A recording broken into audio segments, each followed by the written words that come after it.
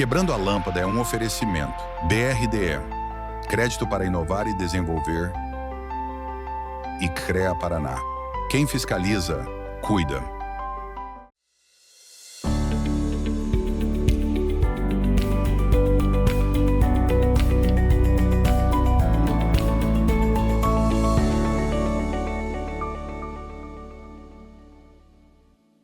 Tudo bem, meus nobres? Começa agora o Quebrando a Lâmpada, o programa que fala sobre inovação e cases de sucesso para quem quer pensar fora da caixa e transformar ideias em realidade. Este programa é o oferecimento do BRDE, o Banco Regional de Desenvolvimento do Extremo Sul, que há mais de 6 décadas atua como um grande parceiro do crescimento sustentável da nossa região.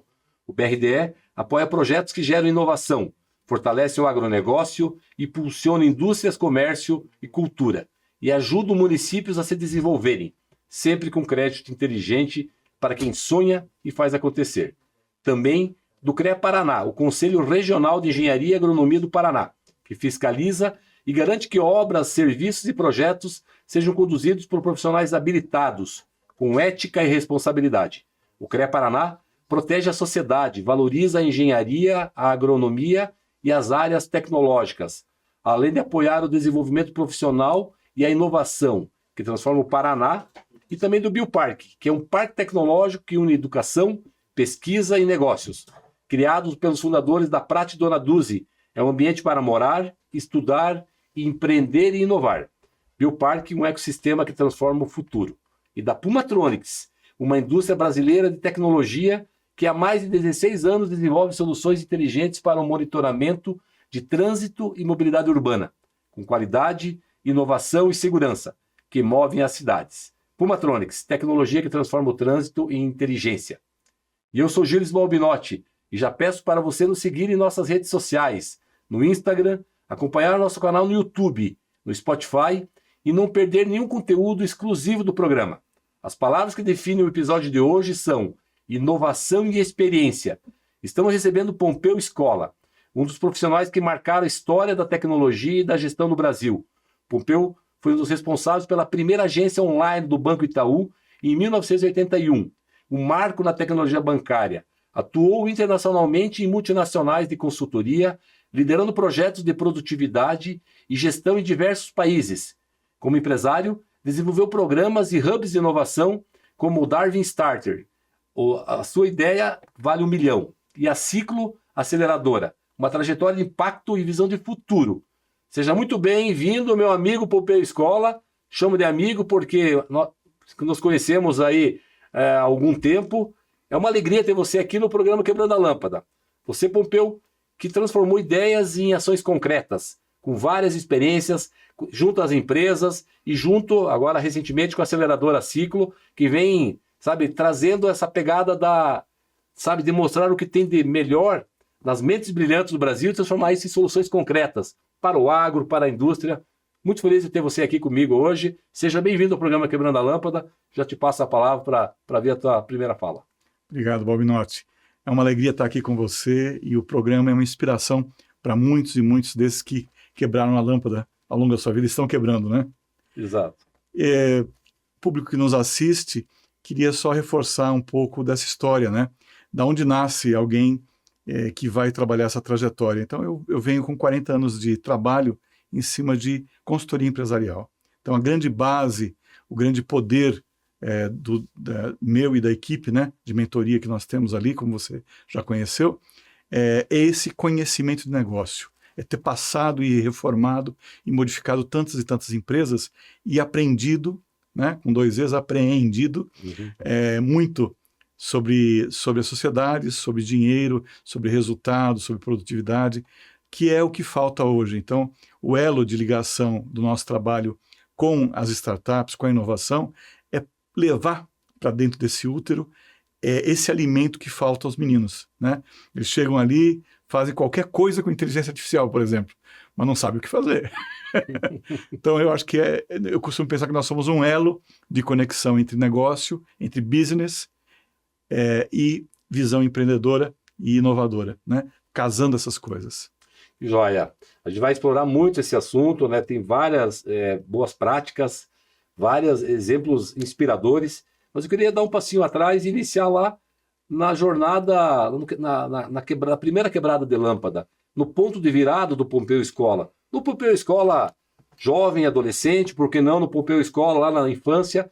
Como é que era? Conta um pouquinho para nós da tua jornada lá, que certamente ela tem uma conexão, né, de hoje lá com o início, né, da carreira empreendedora, inovadora, vamos assim dizer. O que você pode nos contar? Como é que era o Pompeu? Era inquieto? Construía os próprios brinquedos? Fala um pouco. Muito inquieto. Pompeu é uma criança de uma família de imigrantes, italianos e portugueses, que vieram construir a sua vida no Brasil. E uma infância pobre, né, vivida em São Paulo, nos bairros típicos de imigração italiana, e a necessidade de conseguir prover a comida, prover o dia a dia, né? Poucos recursos, pouca capacidade de acesso a ambientes, vamos dizer que eram mais caros, né, de escolas privadas e tal.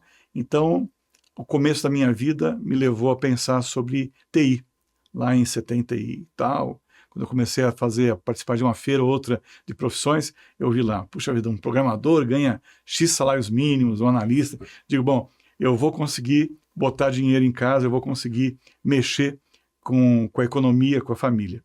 E tudo isso me levou a enveredar pela tecnologia. Então, a minha primeira formação é na área de ciência e computação. Eu sou uma das 100 pessoas que, nos anos 70, tinham a competência de mexer com TI. Eu me lembro que na Volkswagen, um lugar onde eu trabalhei, eu liguei e falei, tem uma vaga aqui anunciada de programador e tal, e que tem que saber COBOL. E a moça falou assim, você sabe COBOL? Sei. Começa amanhã. Eu falei, mas não vai ter teste? Se a gente tivesse alguém para fazer um teste, Pompeu, a gente não estava contratando, então eles nem tinham como testar naquela época as habilidades. Então tinha 100 pessoas no Brasil que mexiam com isso. Eu tive o prazer de entrar nessa área nesse período e depois migrei a minha carreira, fui modificando, né, como você mesmo perguntou, em direção a essa área de negócio, quando eu entrei na consultoria. Fui para a consultoria porque a consultoria precisava de TI e eram muito poucas pessoas que mexiam com TI no Brasil. Então eu encontrei a consultoria procurando alguém de TI e eu acabei indo para a consultoria e me apaixonei por essas empresas de consultoria multinacionais que mudavam as empresas, que transformavam as empresas, que podiam sentar com o presidente e dizer assim, isso aqui está errado, vamos mexer nisso aqui. Falei, o grau de liberdade e a importância, a responsabilidade, né, esse papel de poder transformar. Me apaixonei por isso, vivi 40 anos da minha vida fazendo consultoria, modificando empresa, mexendo em chão de fábrica, modificando uma forma de treinar, de desenvolver um produto, mexendo num layout, e isso foi me dando muita propriedade para que depois eu pudesse usar esses conhecimentos. Bacana. Definitivamente tu bebeu água limpa, né? Você foi um dos precursores. Tanto é que a primeira agência do Itaú, né? A agência digital do Itaú, 1981. Sim. Fala um pouquinho dessa experiência, que legal isso, quer dizer, realmente desbravou, né? Era um período, era um velho oeste, né? Porque eu me lembro que eu mexia com TI, eu trabalhava daí fui trabalhar no Itaú, e o meu chefe, o diretor dele, falou assim, eu preciso de uma pessoa para um projeto de telecomunicações. Eu não entendia nada de telecomunicações, eles depois passei a entender. Mas naquela época, telecomunicações era uma chave de fenda e um alicate, e quando travava a agência, travava umas 8 vezes por dia, a gente trocava fisicamente a linha LP, que a gente chamava a linha privada, para uma outra linha. Então tinha linhas reservas, não tinha reset, não tinha essa coisa de você digitar, não, reseta essa linha, só no dia seguinte. Então eu trabalhei de fato no Itaú numa fase em que a tecnologia ainda era precária e o desejo era de uma agência online, que era Mercúrio. E todos os dias a gente rodava o processo e não batia o valor transacionado eletronicamente, né, naquela agência piloto, com o valor dos cheques processados. Aí carregava às 6 horas da manhã o valor do processamento dos cheques, que era o que estava certo, e durante o dia tentava resolver no dia anterior as falhas que aconteceram. E foi 1 ano e meio até bater. E quando bateu foi uma grande alegria. Era um projeto que respondia para a alta gestão do Itaú, né, para a família e controladora. E eu tive o prazer, né, menino, né, jovenzinho, eu tive o prazer de me envolver com isso, de poder conduzir uma parte disso que era a tecnologia, né? Foi muito bom. E justamente, né, desbravou, né? Não tinha hoje. Hoje tu dá um Google lá, já vem várias informações. E na época não, você teve que realmente inclusive essa busca, né, fora do país, ou seja, para conseguir resolver os problemas. Sim. No segundo momento, e aí é bem interessante isso, alguns entrevistados que vieram Quebrando a Lâmpada, eles falaram muito disso, sabe, parceria, né, podemos assim falar, entre a questão lógica, né, a questão da matemática, com a questão humana, a questão do entendimento do mundo, a filosofia. Você fez ciência da computação e fez psicologia, né? Sim. Fala um pouquinho dessa dualidade, dessa integração aí. É benéfico, né, Pompeu?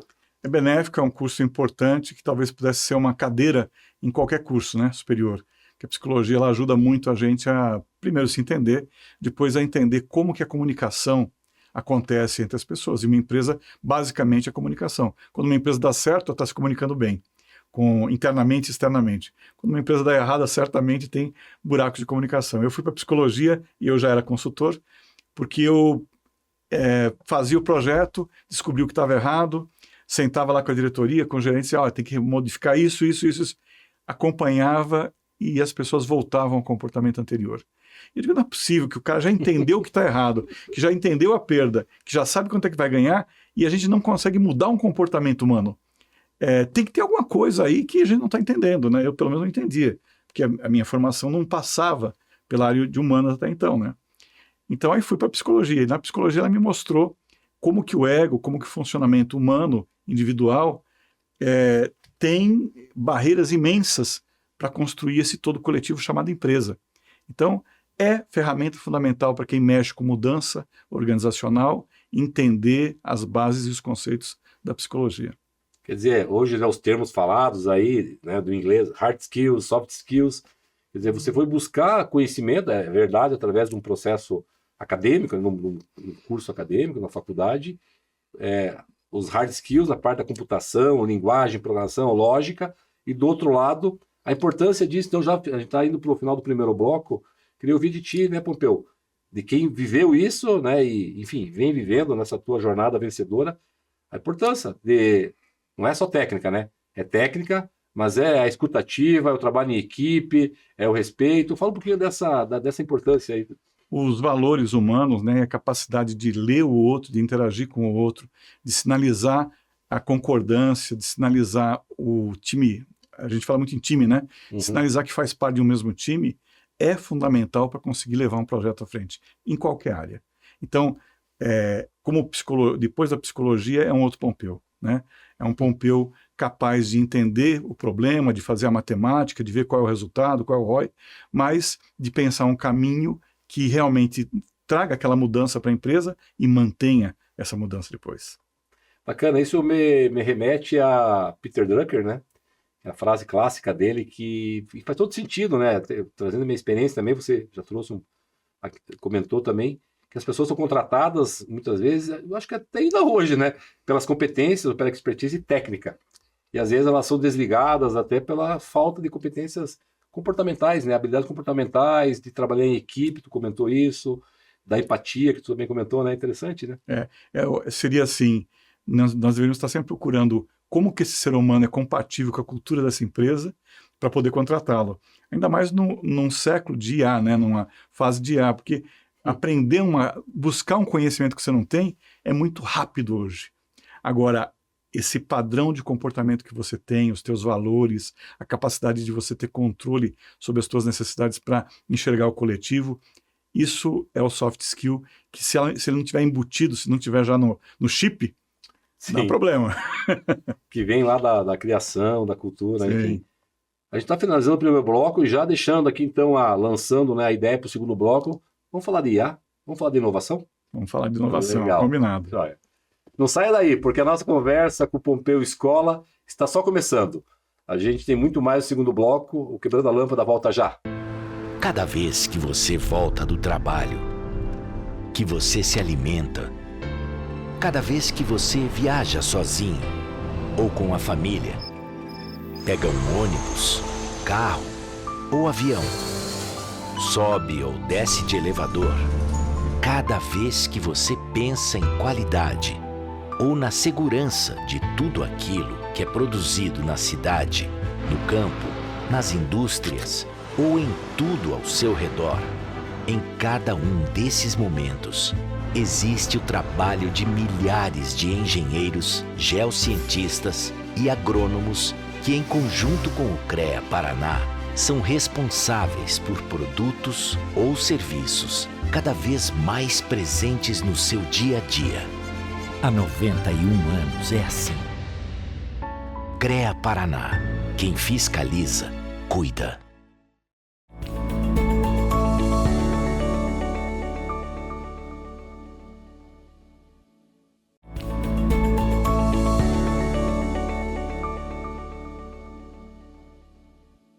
Sejam bem-vindos de volta ao Quebrando a Lâmpada, no episódio de hoje, conversando com Pompeu Escola, profissional que marcou a história da tecnologia e da inovação no Brasil. Agora voltamos para essa conversa sobre transformação, tecnologia e o impacto que a inovação pode gerar na vida das pessoas e das empresas. Na sua experiência já como a primeira fala sua nesse bloco, Pompeu, estamos no mundo da IA, é verdade, da inteligência artificial, mas traz aí essa tua jornada, né? Sobre a inovação no mundo dos negócios, na vida das pessoas mesmo, enquanto, né, pessoas físicas, né? Fala um pouquinho de algum case e das tuas mensagens, da tua inspiração para a nossa audiência. Eu acho que um tema interessante que nossa audiência, nossos ouvintes podem se interessar qual é o grau de dificuldade hoje de integrar essas tecnologias. E eu vou dizer para vocês, ela esbarra nessa questão de como é que as pessoas no seu dia a dia entendem o que está à volta delas, o que está acontecendo. Então, uma fatia muito grande da humanidade, no mundo e no Brasil, estão mergulhadas na continuidade, na repetição, num processo que já existe. E as empresas, em especial, elas vivem a necessidade de padronizar processos no seu crescimento, para garantir que saia do mesmo jeito. Porém, isso que é uma bênção, depois vira uma maldição, porque aquele processo que está engessado, ele acaba virando um componente de custo importante e de dificuldade de transformação. Então, por que as startups são bem-vindas, né? Elas nascem num pano de fundo sem listras, sem risco, um lençol branco, onde se pode escrever qualquer coisa, sem a preocupação de seguir um certo modelo e tal. Eu vejo que há uma preocupação hoje do mercado em excessivamente ritualizar o processo de desenvolvimento das startups e da inovação. Isso é um erro. Quanto mais você cria padrões exagerados, pesados, rituais muito duros, mais você piora a condição de estimulação dessa startup. Então, casando isso um pouco com o nosso papel, né, que a gente tem feito nas últimas 2 décadas, levado populações empreendedoras, seja uma empresa que está renovando seu produto, seja uma grande empresa que quer modificar alguma coisa, seja um pequeno empresário que está criando, seja o menininho lá, o típico de 17 anos, né, o nerdzinho que você conheceu lá na Ciclo, que teve uma ideia. Esses caras precisam de um ambiente livre, de um lençol branco e de um sentido de útero, de segurança, onde eles possam poder imaginar fora da caixa e criar. E isso é o que a gente tem providenciado. Quando a gente entendeu isso, a gente passou a ser esse agente terapêutico para o mercado. Teve que criar formatos comerciais para viabilizar, maneiras de fundiar isso e por diante. Mas, no resumo da ópera, é isso. O que afasta a gente das novas tecnologias que estão disponíveis é a mesma coisa que nos afasta do ótimo, do excelente. Aquilo que eu costumo dizer, a bênção e a maldição. É o processo e os rituais que vão se cristalizando. Não, que bacana o que tu traz. E lembro do Hélio Carvalho, né? Conversei com ele aqui, um amigo meu também, que da área de inovação. Ele diz: olha, as empresas querem que as pessoas inovem e tal, mas elas não dão o tempo para as pessoas inovarem. O lençol branco, né? Exatamente. Tu comentou isso, muito interessante. Muito procedimento, muita política, que ao invés de engajar, acaba afastando, né? Pompeu, a gente ouve tanta questão, eu já estou nesse mundo da inovação, e quem não inovar hoje vai fadar do fracasso, né? É isso. Aspas do Pompeu Escola sobre a conceituação, né? O conceito de inovação. Se quiser puder trazer alguns exemplos, por favor. É importante, às vezes as pessoas elas falam, mas seria importante vindo de você que tem uma jornada muito forte na inovação. O eixo central da inovação é você ser um observador do mundo, aquele observador que olha e vê. que de fato vê. Então, qualquer inovação surge a partir de uma experiência de perda, de frustração, de angústia. Passei com o meu carro lá numa estrada e tem um buraco, e amanhã tem outro buraco.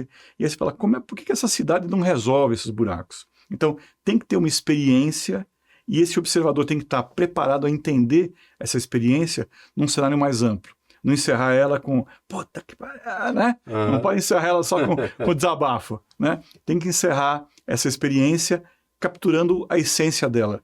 Tá bom, por que isso aqui existe? Uma Secretaria Municipal de Obras não tem acesso à informação de qual é o buraco que está mais incomodando, como é que esse buraco nasceu, quando é que ele vai ser percebido.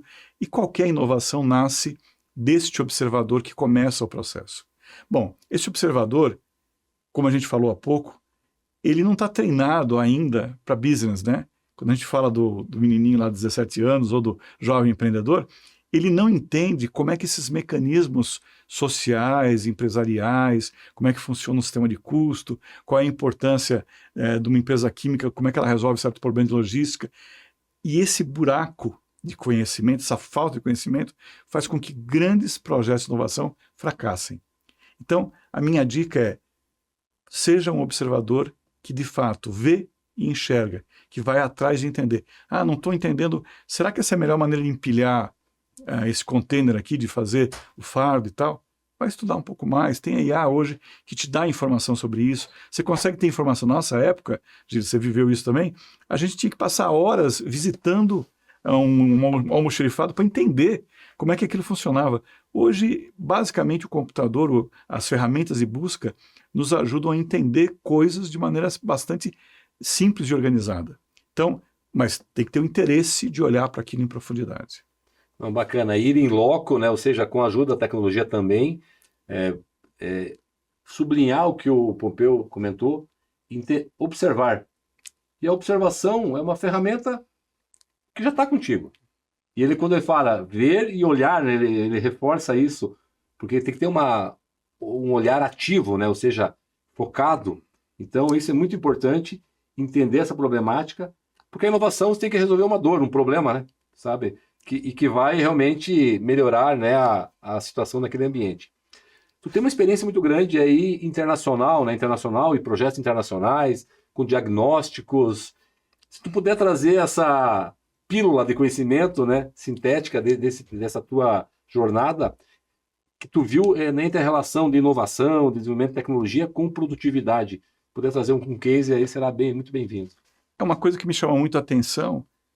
Eu fiz projetos na Itália, né, nos Estados Unidos, fiz projetos na Espanha, em Portugal, na Argentina, na Colômbia e, claro, pelo Brasil afora. Me chama a atenção que as perdas se identificam da mesma maneira, mas se resolve de uma forma diferente. E aí eu volto para o Peter Drucker, né?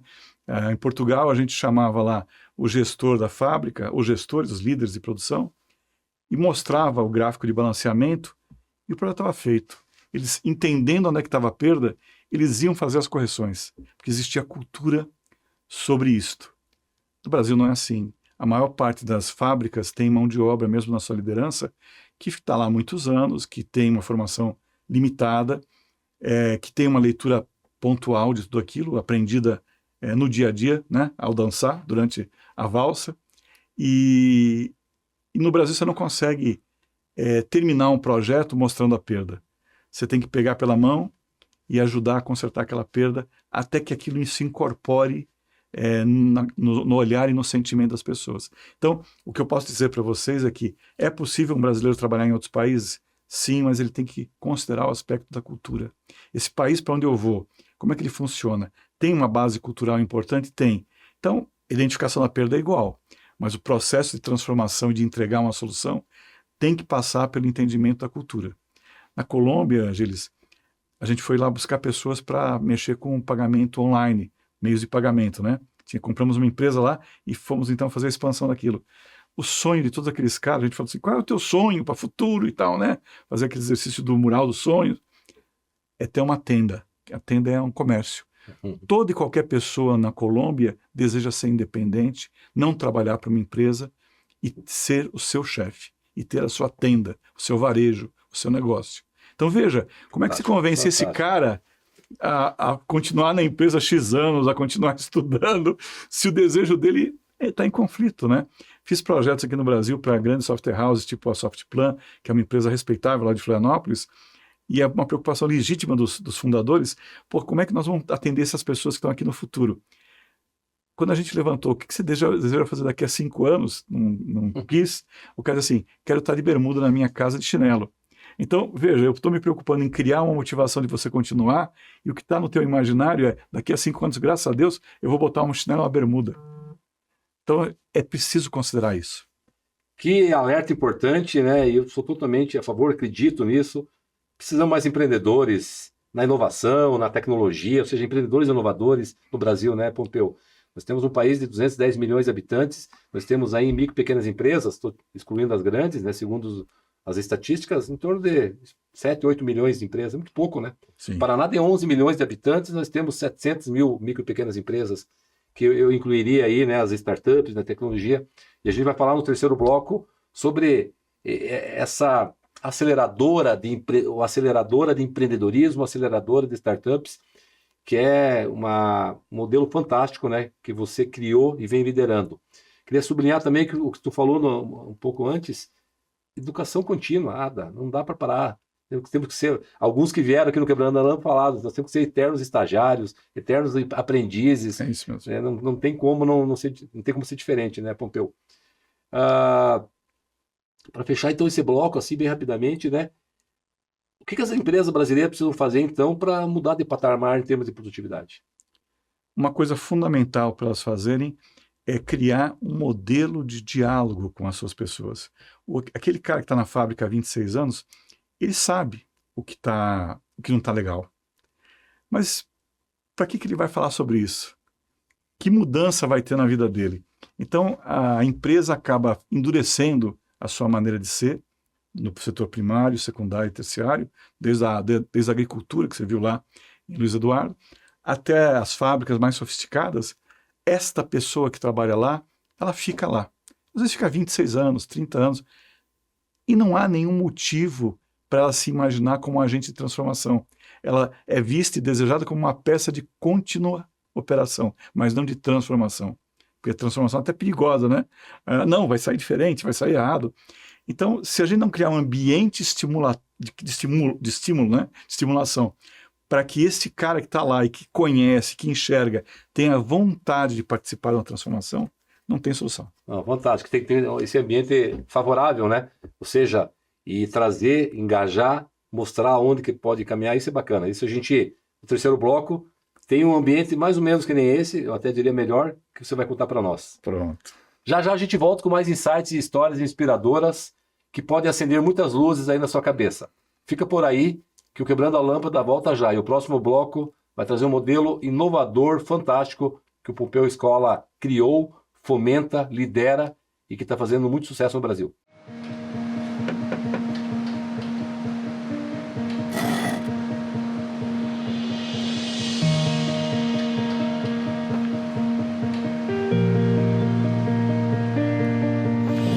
É bom saber que nos momentos que mais precisamos, temos o parceiro certo. Ou mais de um parceiro, né, filhão? BRDE, o banco que está sempre um passo à frente, é o mesmo que está sempre ao seu lado.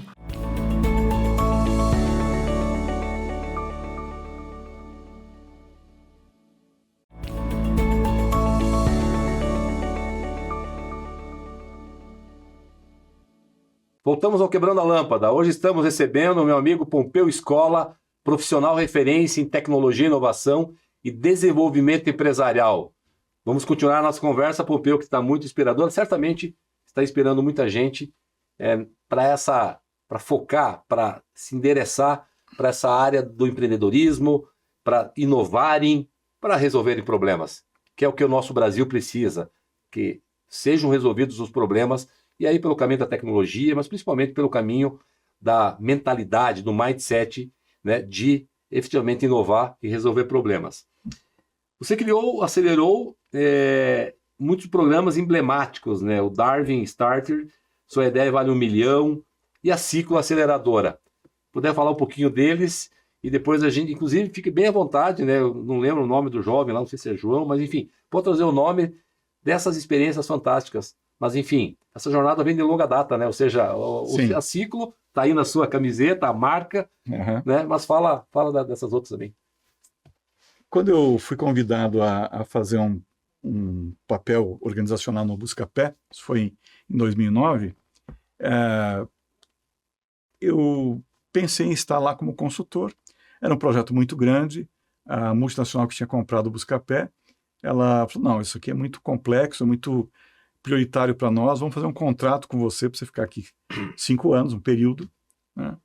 E eu preciso que você assuma um papel de vice-presidente, você tem que ter um papel organizacional aqui para você, de fato, poder transformar, para ter bastão, para ter o anel do poder, né? Porque eles enxergavam muito assim. Então, por que eu cito o Buscapé? Porque tudo isso veio da minha vivência ali.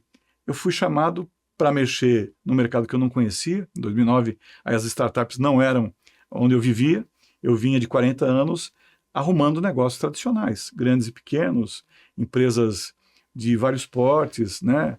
Às vezes reconstruindo. A Indepar vai passar agora por uma grande mudança. Fui lá, fui ajudar a escolher que negócios que vão ficar, depois levar a sede para Araraquara, a remodelar. Então, eu vivia esse processo de transformação nas empresas, usava muito tecnologia como um drive de ajudar a transformação, mas a minha vida não eram as startups até então. Em 2009, com esse convite da Naspers, eu passo 5 anos como vice-presidente de desenvolvimento organizacional dentro do Buscapé.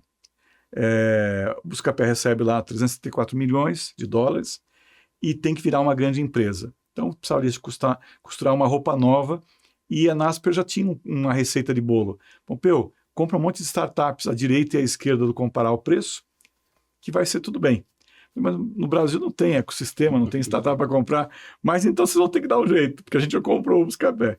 Então eu comecei a criar dentro do Buscapé uma grande aceleradora, que era o único jeito. Passamos a andar por aí, a criar meetups nas cidades. O Romero dizia, sai com a Kombi aí, o megafone, vai procurar startup, né? Então, e foi isso que a gente fez. A gente trouxe muitas startups ali para dentro. Se você tem alguma coisa que pode ser útil antes ou depois de comparar preço, nessa ideia que você tem, a gente pode virar sócio. Porque a sua ideia vale 1 milhão. Eu viro teu sócio, né? Compra um pedaço e você vem aqui para dentro e eu te ajudo a desenvolver. E dessa fase do sua ideia vale 1 milhão, que durou 5 anos, muitas empresas que foram colocadas ali morreram.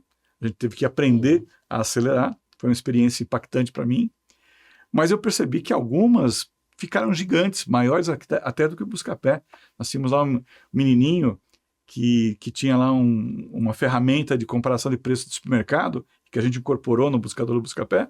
O cara tinha uma capacidade de gerar muito mais visibilidade com muito menos dinheiro do que o Buscapé. E eram 3 menininhos de Santos, entendeu? Do litoral santista. Então, os menininhos sempre dão surpresa pra gente. Eu vou te contar do Joãozinho da Dioc. O João, né? Mas o que eu quero te dizer é que a passagem pelo Buscapé nesses 5 anos foi muito importante para mim. Me deu uma visão clara do que era esse mundo das startups. Eu tive que pesquisar para montar o Buscapé. Eu fui no Google, eu fui no Yahoo, eu fui visitar as operações da Naspers na Europa. E isso me deu muito conhecimento do que estava dando certo, do que estava dando errado. E em cima disso é que eu montei uma estrutura para desenvolver startups dentro do Buscapé. Depois que saí dali, peguei o dinheiro que ganhei de Stock Option e comecei a investir em desenvolver novas aceleradoras no Brasil. Aí já não eram mais aceleradoras que pertenciam a uma marca como Buscapé, independentes. Então veio o Darwin Start, veio o Hit Hub em Taubaté, uma aceleradora feita para um prefeito inovador que queria transformar a cidade de Taubaté, e está lá, está funcionando. Que bacana. Muito bacana. Fizemos para a Alhambra Sementes, que é em Paranapanema, interior de São Paulo, o hub chamado Telescope, para fazer a ligação dos produtores da Alhambra, que são holandeses de origem, né, com o mercado de inovação, porque como são 160 produtores e 1.000 hectares cada um, você imagina cada startup falando com todo mundo, né? Então se chamou Telescope porque os holandeses que desenvolveram o telescópio. Que bacana. E isso nós fizemos para o mercado como serviço. A Ciclo foi alguma coisa na qual eu quis participar desde o começo. Então, além de ser uma criação de um novo negócio, de um novo método de aceleração, eu também virei investidor, né? Não entrei só com o ovo da galinha, entrei com o bacon, né? Eu coloquei o próprio capital também ali junto. né? Que tem essa brincadeira do ovo e do bacon, o quanto que a gente está comprometido, né? Então, no caso da Ciclo, de fato, a gente criou algo novo no mercado, é um ponto de inflexão. E no mercado novo, eu não sou agrônomo, tal, eu tinha feito projetos para a cooperativa agrária, tinha feito projetos para Batavo, mas a minha formação não é nessa área, então não me era estranho o dia a dia das commodities, da soja, do milho, do algodão, mas eu não sou um especialista nisso. E a gente foi convidado a montar uma operação em Luiz Eduardo Magalhães por produtores rurais que precisavam de inovação, propriedades de 100 mil hectares, 400 mil hectares, propriedades assustadoras, né? Aonde a inovação, se não acontece, cada ano eles ganham menos dinheiro. Então, a inovação é o que permite que esses caras que trabalham com commodity produzam dinheiro. Não é o imposto que vai fazer a diferença, não é um trator que faz a diferença, tudo isso eles já fazem. Se não tiver algo realmente novo, não tem solução. E aí, para emendar na história do Joãozinho, uma das primeiras aceleradas da Ciclo foi... E o rapaz é do Paraná. A gente veio visitar feiras, né? Para convidar as pessoas para participar do BET de aceleração. Montamos um ritual, montamos um modelo, montamos uma forma de fazer, inovadora, e começamos a convidar no Brasil inteiro, viajando nas feiras. E a gente visitou a sociedade em Londrina, visitamos uma feira em Londrina, e ele estava lá expondo, né? E a gente falou, pô, Joãozinho, por que você não vem esse projeto aí? Talvez dê certo, né? Colocar gás carbônico na semente para controlar a germinação e o vigor. A semente de soja, por exemplo, ela vai ser plantada dali a 90 dias. Nesse período, ela vai piorando o vigor e a germinação. Ele achou uma maneira de congelar, vamos usar uma palavra assim, o vigor e a germinação, com a utilização do gás carbônico. Ninguém tinha feito isso no mundo inteiro. É uma inovação mundial, não é incremental. E várias empresas do tipo Syngenta, BASF, Bayer, disseram assim, não tem nenhuma chance disso acontecer. Então isso foi o mais divertido, né? Isso foi divertido. Isso foi divertido. Porque, não faz sentido, não vai acontecer e tal. E a gente procurou um produtor grande lá da região, lá do Matopiba, que é investidor, que participa de um dos fundos da gente, e ele falou, pode até ser que dê errado, mas se der certo vai ser um tapa na cara, né? É pouco dinheiro, vamos fazer. E aí porque a startup ela não precisa de muito dinheiro, Gilles. A gente investe R$250 mil durante um ano numa startup, e não em salário. A gente não paga salário, a gente não paga desenvolvimento de tecnologia. O dinheiro é para protocolo de germinação, estudo de pesquisa, uma ferramenta, uma visita que ele tem que fazer técnica, sim, uma apresentação em algum lugar.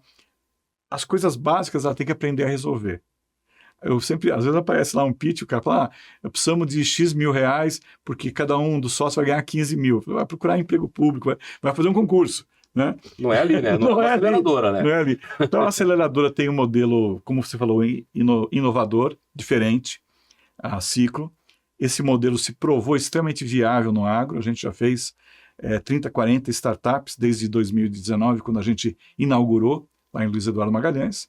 E em cima disso, a geração de valor, o número de startups que já faturam, você teve lá na inauguração do segundo site, agora que é aqui em Santa Catarina, e eu mencionei ali 45 para ter 15 boas, depois de 5, 6 anos, 10 já faturando, 5 ainda em POC, 35 milhões de reais de faturamento gerado por ano de empresas que eram PowerPoint, né? Então, você vê que é muito rápido. A minha preocupação com a aceleração tem que fazer em um ano o cara dar certo. Tem muita startup aqui no Brasil que teve que ir para o Vale do Silício, que teve que ir para a Califórnia. Aí você fala assim, depois de 20 anos, olha, está sendo reconhecida. 20 anos é muito tempo. Muito tempo. A Ciclo, ela se perpetuou, né? Depois de 6 anos, é difícil, os contrafatos não há argumentos, é o que você diz, né? A gente mostrou claramente que é possível investir nas startups e ter retorno com uma metodologia adequada. Essa metodologia foi comprovada, principalmente no caso do agronegócio, em biotecnologia, em IA e sensoriamento, IoT. Agora também em telecomunicações, mais recentemente. Então, nessas áreas, nós criamos soluções importantes para o campo, de fácil aplicação, e que o produtor dá um salto quântico quando aplica. E a prova de que isso funcionou é que todas essas startups criadas, elas entregam valor lá, mas não só lá. Então, já vendem no Paraná, em Santa Catarina, elas crescem, né, na sua utilização horizontal e pelo Brasil. Recentemente, faz um ano, a gente começou a conversar com Santa Catarina.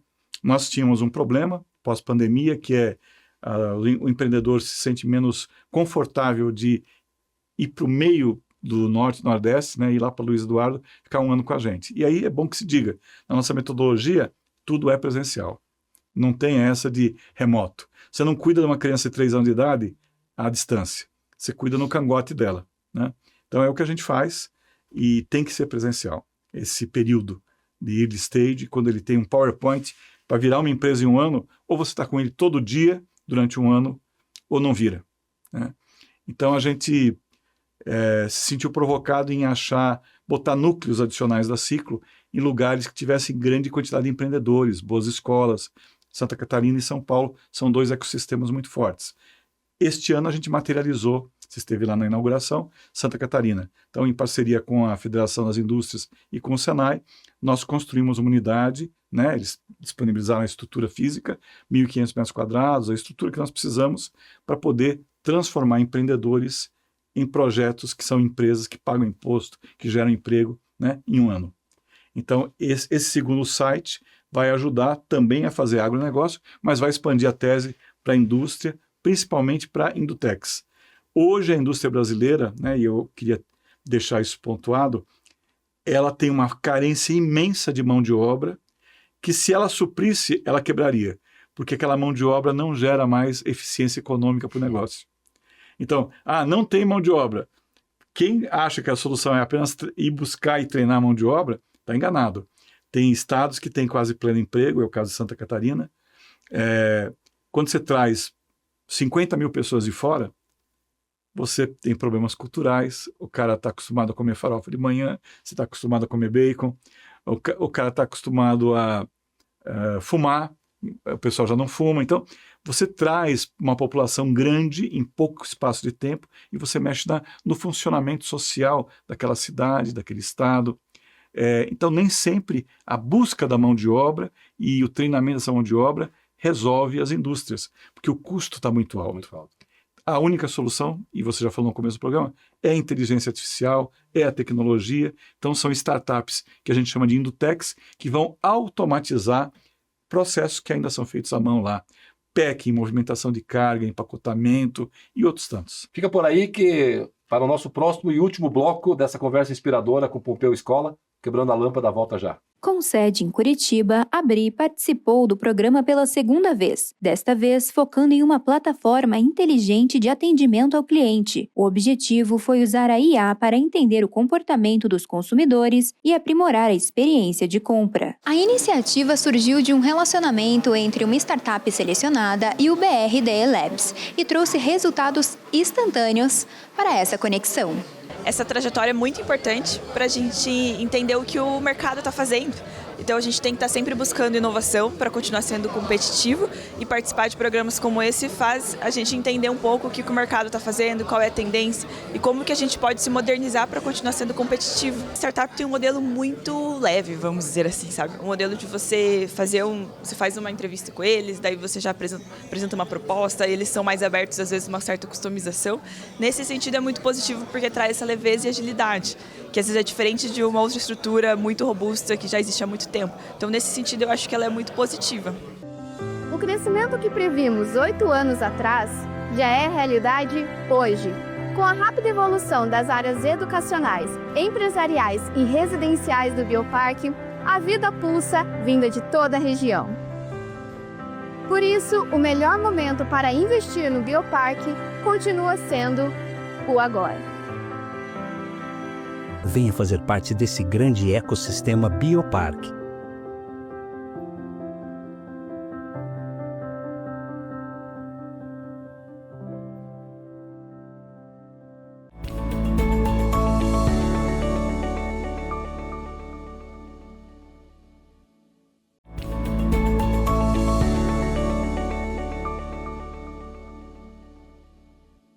Estamos de volta ao último bloco do Quebrando a Lâmpada, nessa conversa muito boa, fantástica, inspiradora com o Pompeu Escola. Agora vamos falar sobre o futuro, Pompeu, dos próximos passos, da visão estratégica da Ciclo, dos teus projetos que tu possa nos contar, dos empreendedores, né, das próximas chamadas aí, né, da Ciclo agora em Joinville, né, ou seja, mesmo lá na Bahia, enfim. Por favor, deixa eu saber. Obrigado, Gilles. A primeira coisa que eu queria colocar é assim, será que é preciso desenvolver startups, né? Então, o mercado devia se perguntar isso, as pessoas deviam se perguntar isso. Se a gente não as desenvolver, elas não vão surgir do nada. Imagina, se você não der atenção, e talvez isso possa comover quem está nos ouvindo, porque você tem filhos, né? Então, imagina um filho que não recebe nenhuma atenção, que não recebe nenhum apoio, que não recebe nenhum foco, nenhum direcionamento. Vai ser difícil que ele possa se engajar num processo de transformação e crescimento da sociedade. Startup é assim. Ontem eu recebi à tardezinha, né, ainda lá na Ciclo de Joinville, um grupo que mexe com IA, eles têm mestrado, são meninos maravilhosos, verticalizados, fizeram extensão fora do Brasil e queriam, escuta, mas como é que faz, não sei o que e tal, a gente é especialista em desenvolver, em Python, em fazer... Eu digo, não, excelente, e o que vocês vão desenvolver? Qualquer coisa. Então, não tem um foco. Então, hoje se pensa muito em uma especialidade meio, sem pensar na aplicação daquilo. Então, aplicar, ter um foco, ter uma direção, escolher uma vocação, uma aptidão, é fundamental para poder criar um mundo melhor. No caso da Ciclo, nós fizemos essa escolha. Pensa que pessoas, um Pompeu, ele atende grandes empresas, citei aqui no passado, a Inepar, Furukawa e outras tantas, Marisol. O valor hora é incompatível com a startup. Então, se eu quero ajudar o futuro, eu tenho que achar um modelo para poder entregar todo esse conhecimento para ela, né? Como é que faz? Não tem esse dinheiro para pagar, né? Vou comprar a alma da startup. E aí surgem, então, os modelos que são a troca, a aceleradora receber o equity, o investidor poder ter participação nesse equity, e que se diga, né? É um modelo que não é tão fácil para o governo, para a coisa pública funcionar.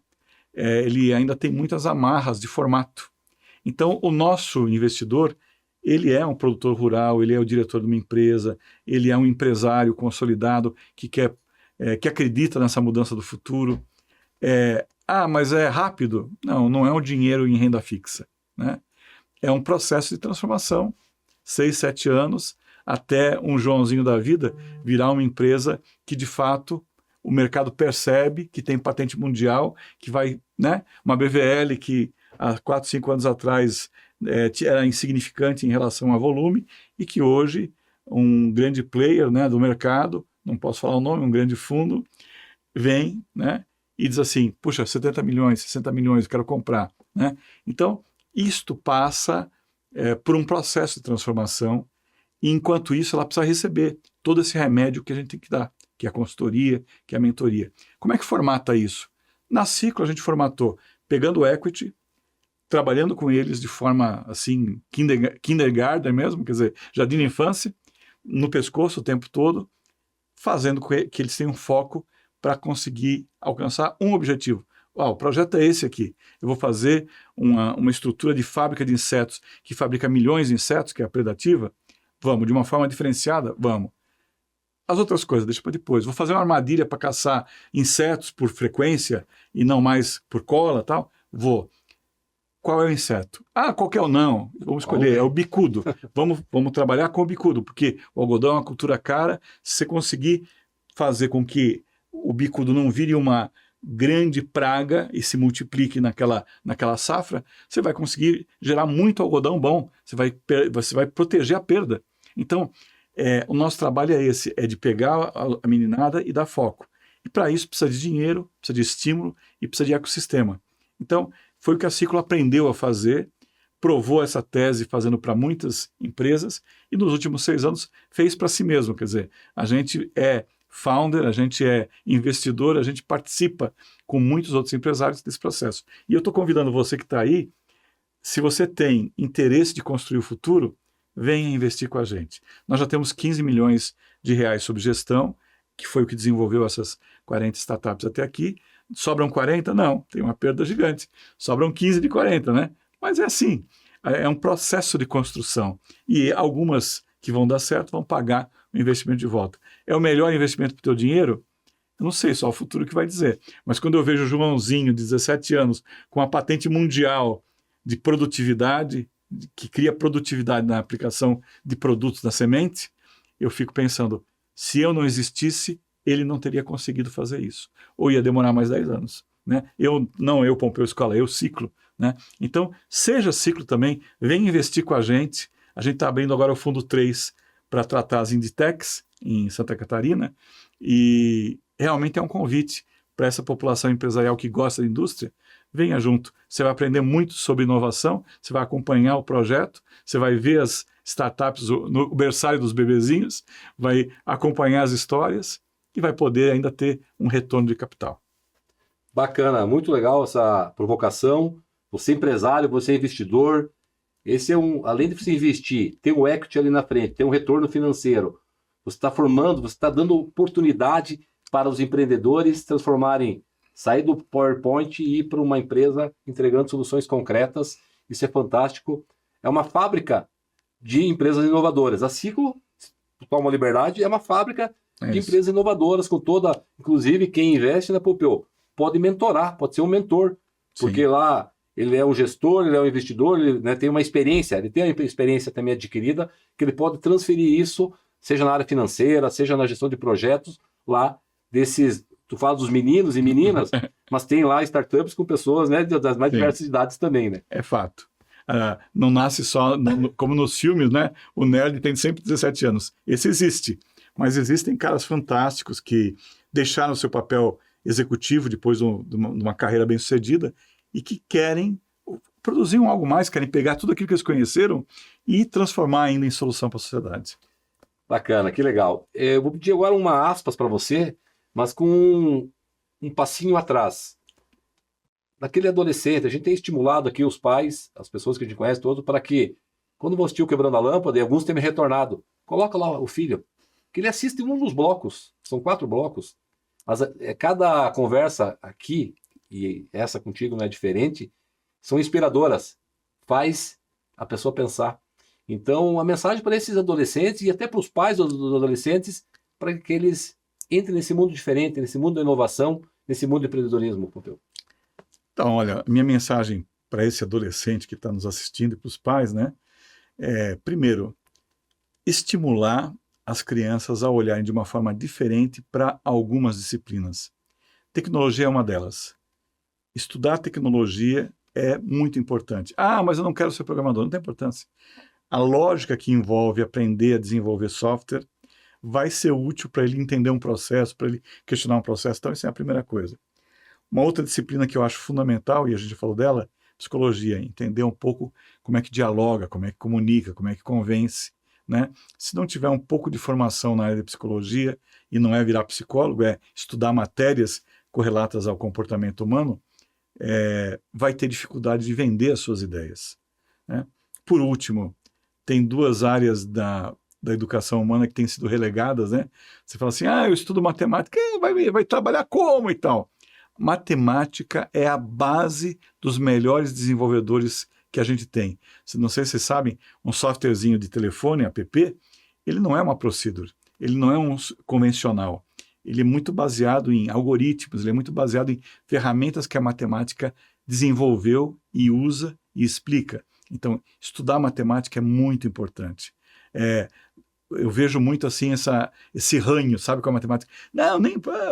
Procurei reitores em Santa Catarina que disseram assim, não, olha, essa aqui vai ser a última turma de matemática, porque o pessoal não se inscreve. Falei, não, nós vamos fazer um chamado. Na época do Buscapé, em 2012, nós fizemos um chamado. Se você estudar matemática, tiver inscrito na matemática, você tem uma chance maior de ser estagiário do Buscapé, né?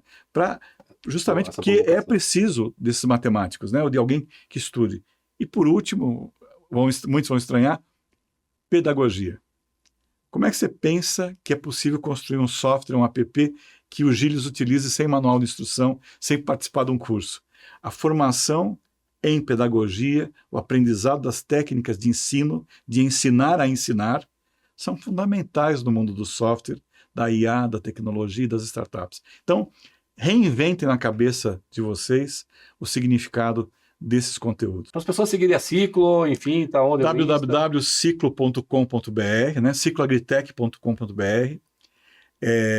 Vai ver muita matéria da Ciclo, é uma Ciclo diferente, né? CYKLO, né? O nome original não era esse, o nome original era C9KL0. Em 2019 era uma fase que tinha muito K21, e a gente criou, as pessoas não sabiam falar isso quando a gente chegou lá no Matopiba. Então, complicou um pouquinho. Então, inclusive a patente nossa, nós temos esse nome patenteado, C9KL0, mas não ficou no papel, né? Aí a gente acabou criando o Ciclo um pouquinho diferente, para que as pessoas gravassem. Então, a Ciclo está na internet, está nas redes sociais e está no Instagram. Muito obrigado. Eu que agradeço pela sua vinda aqui. Inspirou muita gente, tenho certeza. O Quebrando a Lâmpada está sempre aí à disposição para a gente divulgar aí as novas startups, os novos Joãos, né?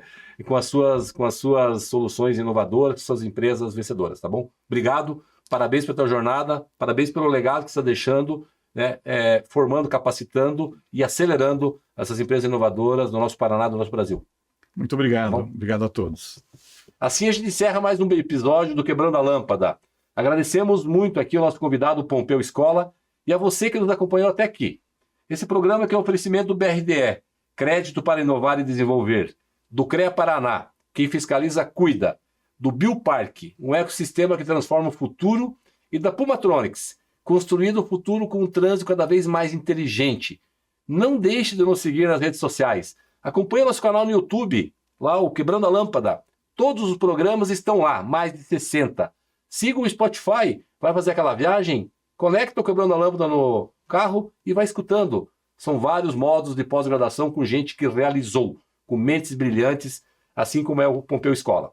Até o próximo episódio. Continue pensando fora da caixa, quebre as suas lâmpadas, inove, transforme ideias em ações concretas, resolva problemas e tenha com certeza muita satisfação pessoal e seja muito feliz. Muito obrigado e até o próximo episódio do Quebrando a Lâmpada. Tchau!